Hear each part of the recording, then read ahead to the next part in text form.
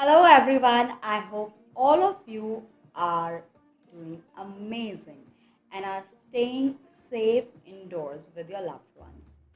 Today we are going to be doing an ingredient and a dish to make with it. It is Polio masala. Polio some of us don't know, is a tangy, spicy South Indian rice dish based out of Tamil Nadu and Karnataka majorly, and of course has a lot of variants. Like how in North India, gajar ka halwa, has so many variations. It varies from house to house, right? Similarly, Poliogare does. And one second. Pologari is available in the market, so why make it? Good question. I like it.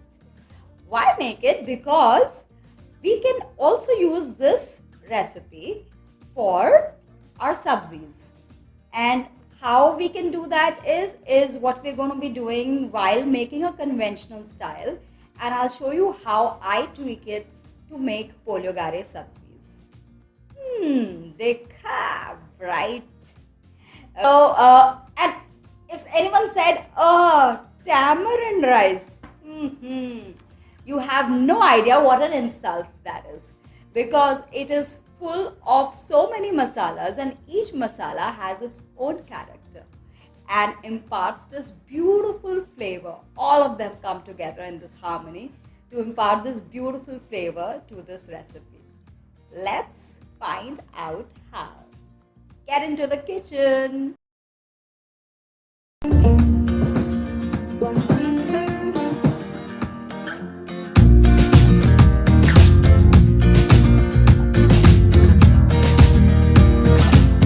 It's yummy, it's licky, it's quickie fan free.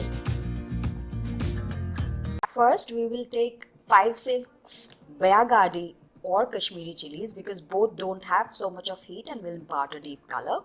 And we will take 5 to 6 Guntur chilies. These are really spicy. 20 to 25 curry leaves. I keep them dried for forever use. Second, we will take 3 tablespoons of whole coriander seeds, sabut dhania, 1.5 spoon of cumin seeds, zira, 1.5 tablespoon of whole black pepper, sabut kali mirch. Third is when we take half tablespoon of methi seeds, 1.5 chana dal, and 1.5 tablespoon urad dal. The fourth, we go to 2 tablespoons of coconut and 1.5 tablespoons of sesame seeds. For tempering, we'll need 2 teaspoons of oil and 1 spoon of mustard seeds, half tablespoon chana, half tablespoon urad dal, 1 teaspoon of hing powder, out of which we're going to use only half of it and half we'll use later, about 3-4 chilies and 2 tablespoons of groundnut. For grinding stage, we will need 2 tablespoons of jaggery powder, which is optional. It's a characteristic of the Mysore preparation of Poliogare, and you may avoid it. 2 tablespoons of seedless tamarind. Again, it is optional. I never use it while preparing the masalas, and I add it later. And 1 spoon of salt. And at the grinding masala stage, when it has been already ground, we'll need 1 teaspoon of turmeric powder. Heat the pan, put the chilies and the curry leaves and see that they're crispy. Then we go with the dhania. The dhania will let out a beautiful aroma and you'll know that it's done. Then we go with the jeera. Jeera will barely take I think 3 seconds. And then we go with the whole black pepper. Roast.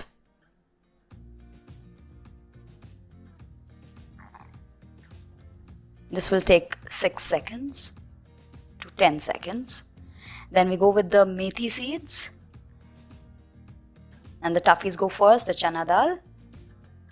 And then the urad is going to follow. You will see the dals are crispy by their texture. So you'll be able to judge with that. It'll be a little brown. The urad dal will give away. Now the coconut and the sesame seeds will barely take any time, so please be careful and not burn them, please. Then for the tempering oil, the mustard seeds,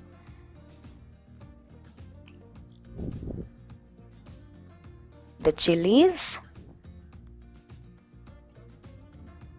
the half tablespoon of each dal, and the ground nuts. Here we are also going to add half of that teaspoon of hing. Once this is done, we're going to keep this aside and not use for grinding. These are the stages of masalas that we had done, and this is the tempering. We are not using jaggery or tamarind here, but you may use. Then half teaspoon of the hing powder, and all the masalas go inside after you've taken out the stem of the chilies. Just put them in the grinder and spin. The masala should be this coarse and not very fine.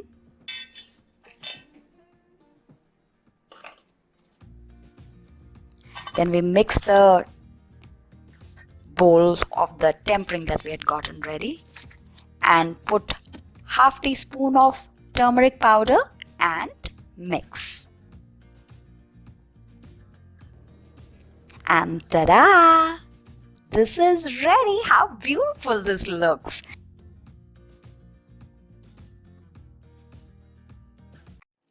I request to add protein with paneer and soy nuggets and some healthy veggies like broccoli and beans to make it a wholesome meal, as puliyogare is already spicy and tangy and doesn't really require any accompanist. Otherwise, you can make it with 1 tablespoon of oil and 2 tablespoons of puliyogare masala. We saute the garlic and the onion, squeeze out the water of the soaked soy nuggets, and then we add the tamarind water and the 2 tablespoons of puliyogare masala.